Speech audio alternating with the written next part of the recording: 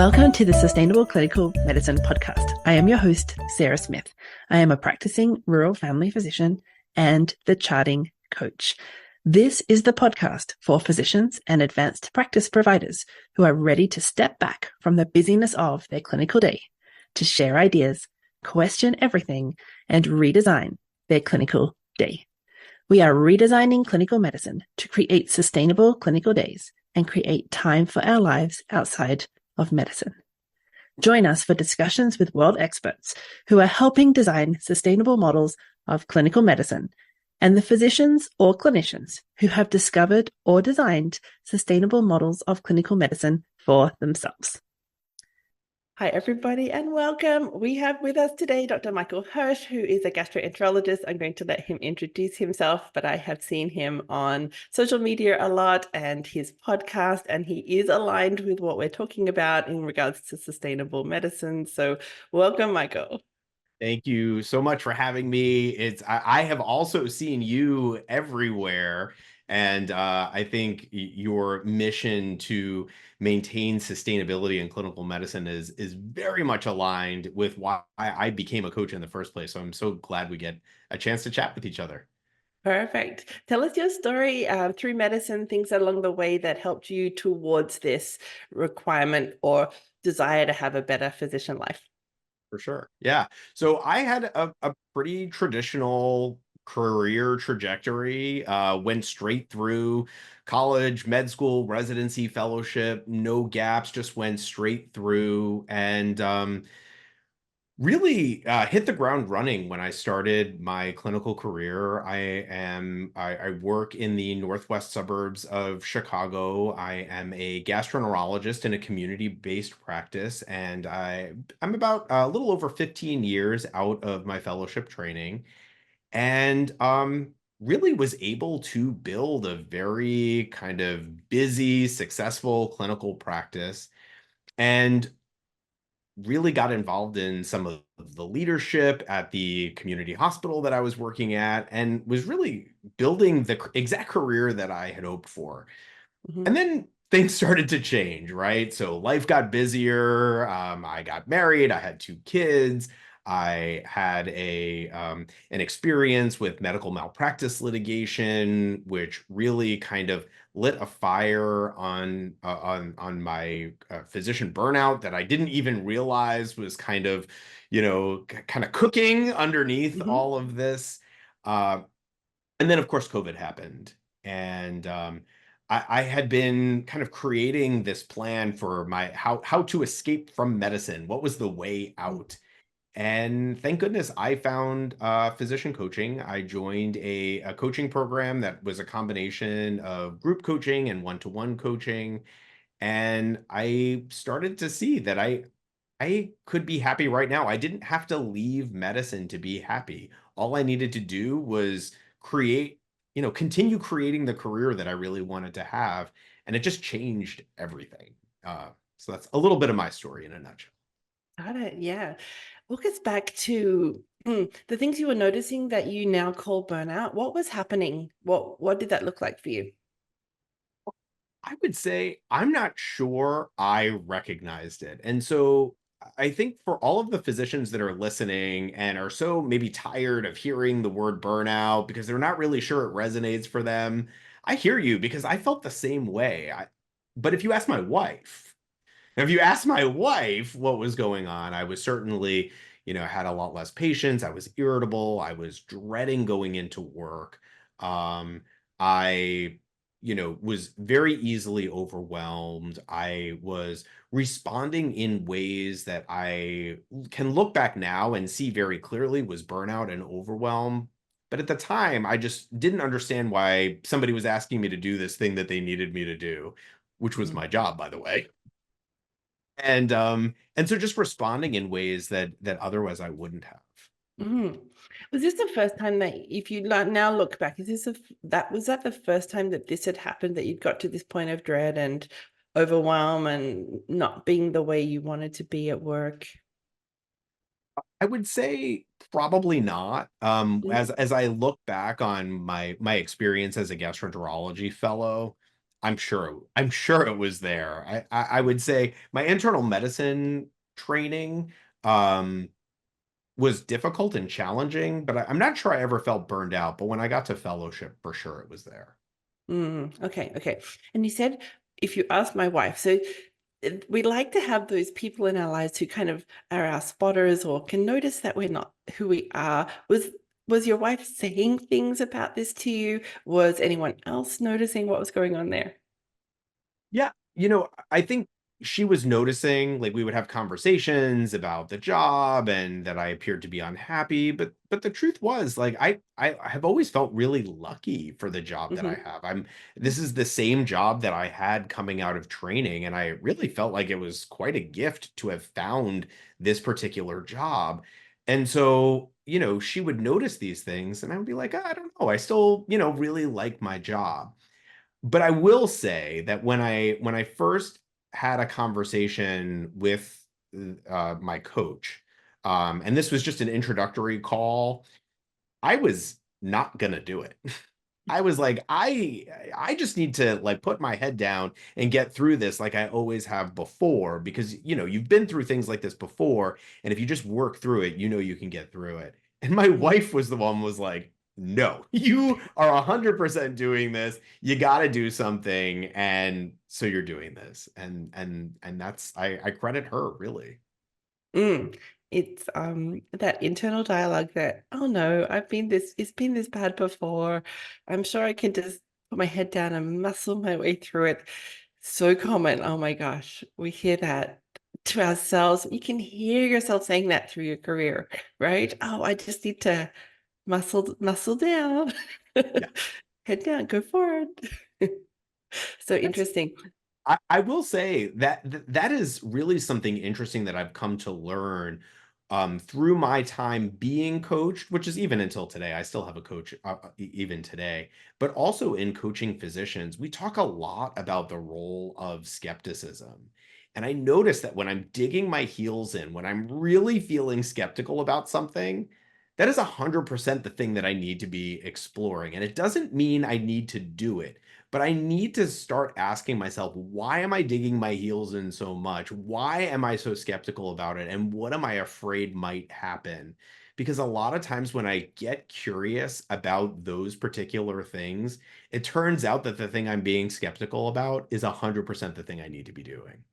Interesting, interesting. Any examples of that other than Um, the coaching program, for instance?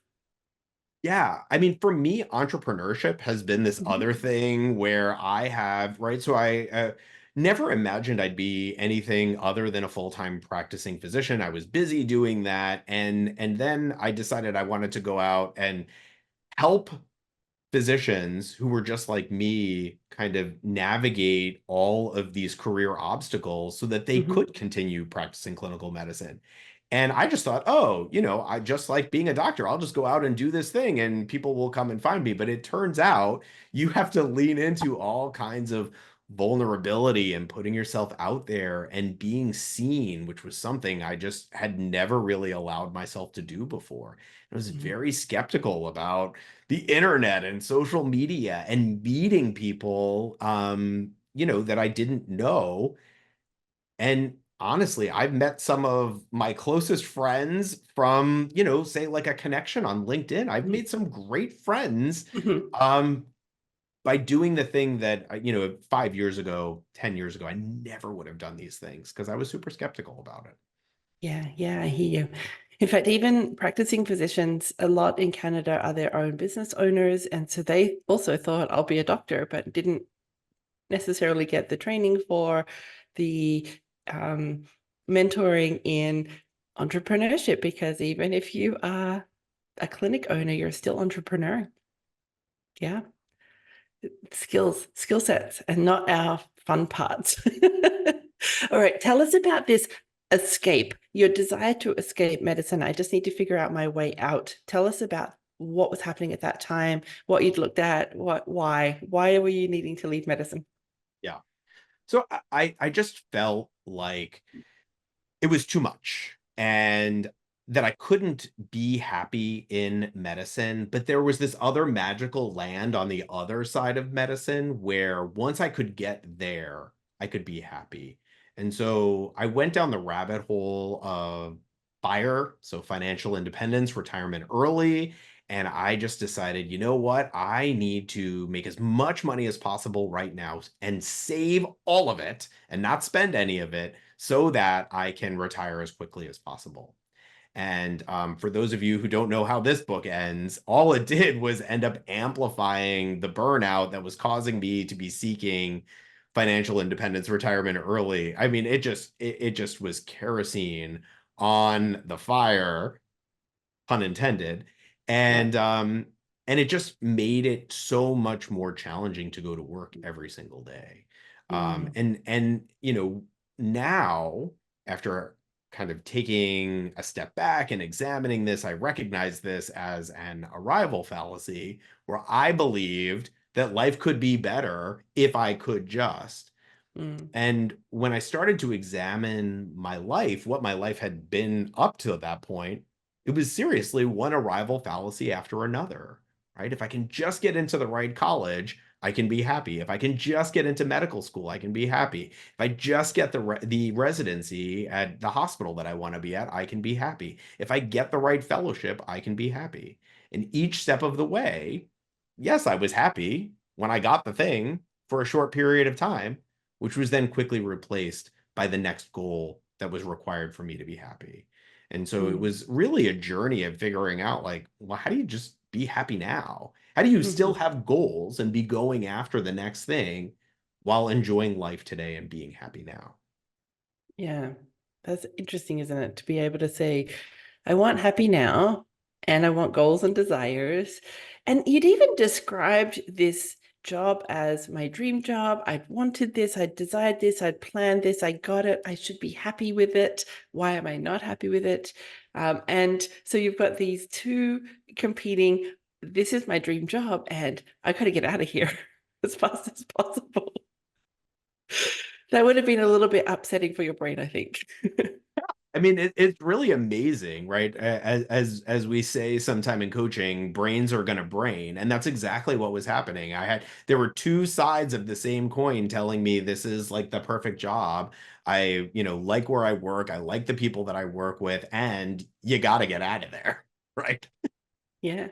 Tell us about gastroenterology with respect to you're a husband, you're a dad. Like, what's happening you're in this dream job as you described it.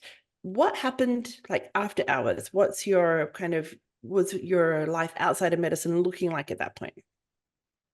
Yeah. So, um, I think the problem was what is after hours, because what I found was my days just kept getting longer and Mm-hmm. longer. And I was never somebody who charted at home. I was just Mm-hmm. somebody who never left work until all the Mm-hmm. work was done. And so I just, Okay. was getting home when pretty much it was everybody had eaten dinner, everybody was in bed, and I wasn't seeing anybody. I was leaving for work at 5:30, 6 o'clock in the morning and getting home at 8, 9 o'clock at night. Okay. And some of these days, not even having a scheduled lunch break or a time to actually just sit down and eat something. Mm-hmm. And so I think that clearly was taking a toll. I remember when I first started in my practice, they had rolled out this idea of just, like, I can't remember what they termed it. It was like just one more. Like you can Mm-hmm. just see one more patient every day. That would be great. And I did it, right? And just one more, it starts to snowball after a while. And it does. It takes a toll. Yeah. I heard some wisdom that we're always asked to do more and more, never less. And this 5:30 leaving, 9 o'clock at night, what was fun for Michael at that time? When did you get rest? What did time off look like? Yeah. So I did have some hobbies. I was a really avid gym goer at the time. So when I was able to get out of work at a decent time, and sometimes just doing the weekend warrior thing of going in on the weekends. And then I also uh, was taking French language classes as well. Hmm. So I took French for about 17 years. I stopped taking French classes when my youngest was born in 2017, and then the gym stopped at the same time of COVID. So, my stress relief went away at the same time that kind of the world was falling apart, and obviously that kind of expedited things as well. And I haven't picked French back up yet, but I'm back to the gym, so that's good. All right. All right. So when you went and you did coaching and you understood that you can create a better experience right now without anything changing, and then you can make changes within your career to make things better. Tell us about that. So what does it look like on the other side of that in a day-to-day, that you've kind of, or the steps towards that? What have you done? I will just say that this was a slow and iterative process because there was a lot of scarcity Mm-hmm. about what it meant to do less. So you were just saying, right, we are constantly asked to do more and more. And to us, that feels normal when we're not Mm-hmm. being intentional about it. And the idea of doing less was so uncomfortable to me. And if I'm being honest, it still is. Mm-hmm. So, how it started was changing my clinic hours, right? So modifying my clinic hours. So I was still relatively seeing the same number of patients, but I was starting later on one day. I was finishing earlier on another day. Mm-hmm. And just shifting those times gave me some flexibility, which was really fantastic. Mm-hmm. The second thing I did was I instituted a 30-minute lunch break when I was doing procedures, which for non-proceduralists may sound like, why would you need to add a 30-minute lunch break? And I will say that in my training, we were trained to start procedures at 7:30 in the morning, and you finished at 5 p.m., and you ate if you had the time to eat. And if you didn't, then Mm-hmm. you just made it through your day without food. I will also say that getting that 30 minutes added to my endoscopy block in the middle of the day was not easy. Mm-hmm. Um, people fought with me about it. They argued about how it would impact efficiency and how it would impact, the flow in the GI lab. And none of those concerns came to fruition. In fact, everybody loves it. The anesthesiologist loves it. The team in the room loves the 30-minute break. And that I felt like was one of the biggest wins for me. And then I most recently have decided to go down from 5 days a week to 4 days a week. And that hasn't started yet. That's not going to start until January of 2025. And what I've learned in this process is that 4 days a week for where I work is still considered full time. And so when you don't ask these questions, you never get the answer, right? And Mm-hmm. so again, it didn't happen overnight. I didn't make all of these sweeping changes all at the same time. And as I started to make them and see the positive impact it was having on my life, I wanted to see more of that. And what this has done for me is made my career sustainable, right? I no longer have an end date in mind. I'm Mm-hmm. going to keep doing this. I love what I do and I love Mm-hmm. where I do it. And so the previous idea that I had to get out of it has essentially gone. Interesting, interesting. So tell us about the afternoon after this half an hour break for you and the team. Anything else about it? Was anything measured, or we're doctors, so measurement or quality? What did you notice other than happiness in the team? Yeah.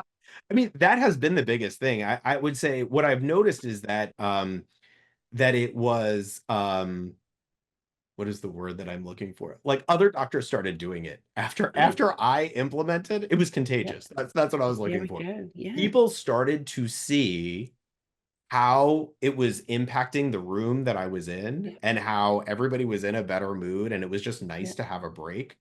And Yeah. then other physicians started doing it as well because the Yeah. teams started talking. They'd be in a different doctor's room and they'd be like, Hirsch does 30 minutes at lunch now. And And then it started kind of catching on. Now, there are still a lot of doctors that don't do it, and they'll Hmm. run down in between procedures, and that's totally fine. But there were a Hmm. lot of doctors that were looking for somebody else to do something first, and it wasn't easy to be the first person to do it. I've gotten so much positive feedback about it, though, Yeah, even yeah, from the people who thought it was a mistake to begin with. yeah.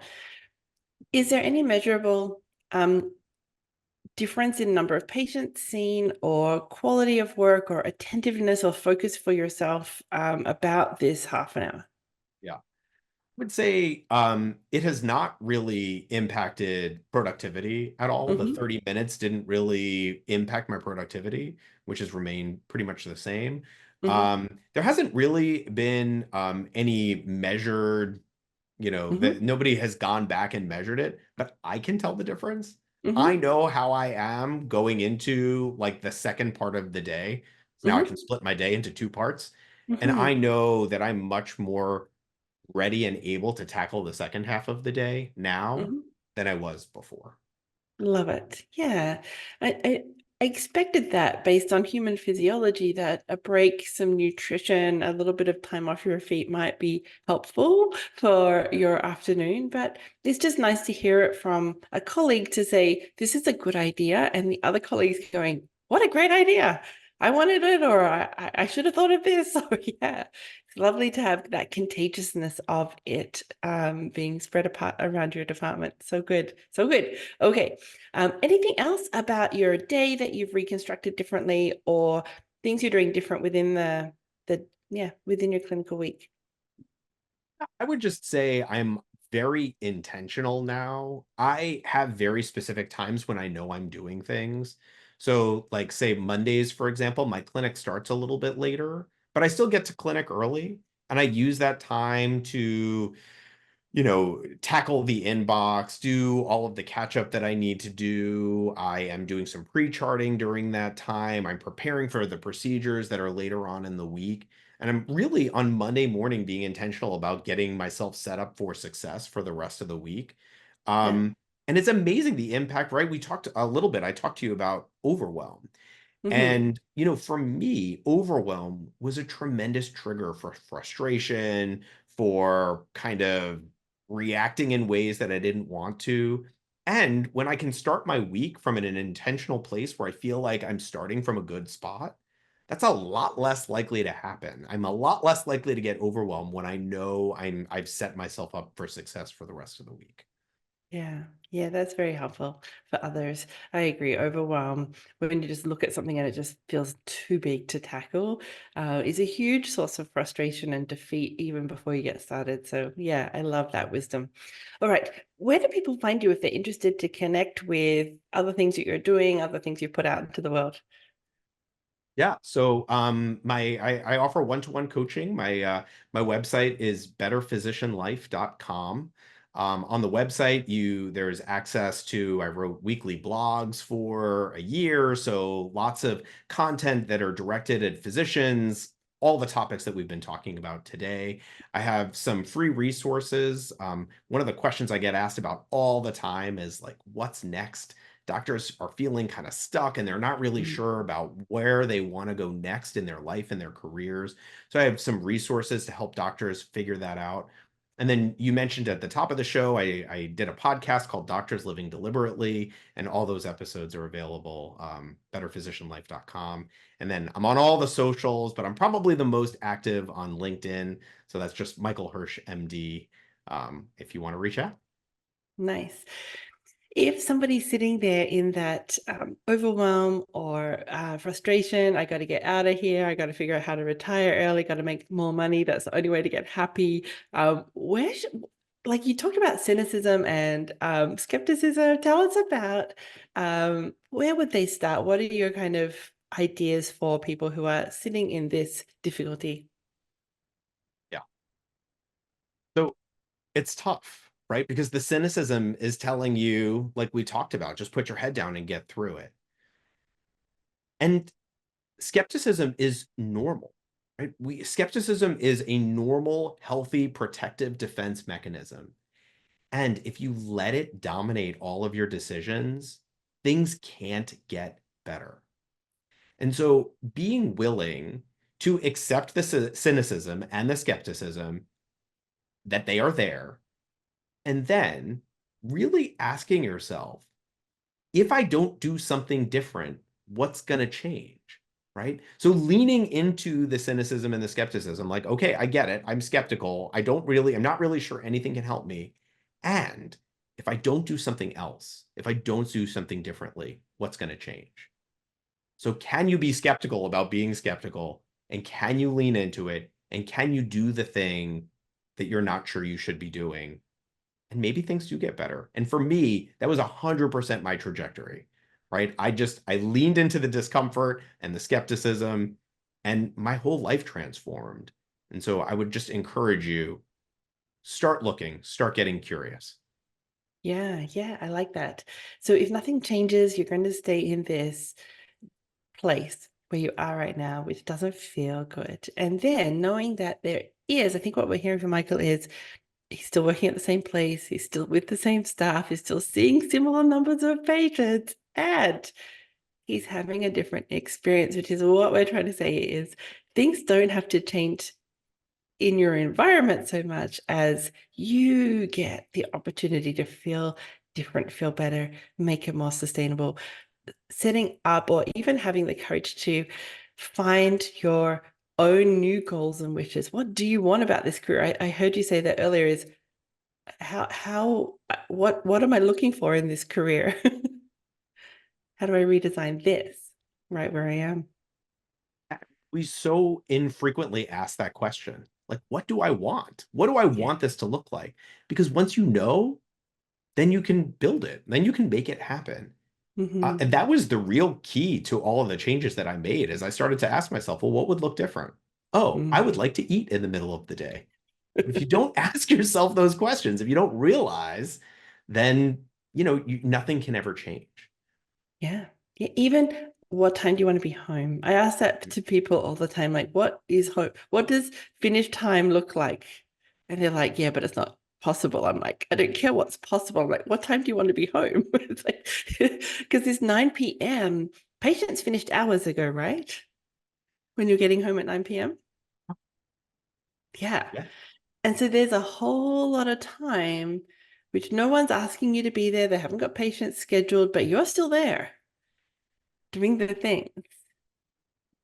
There is a lot of things that we have got the potential to control if we want to, which is so amazing if you can let yourself understand that it can be possible to have a different experience here in medicine. Anything we didn't talk about that you want to bring forward today, Michael?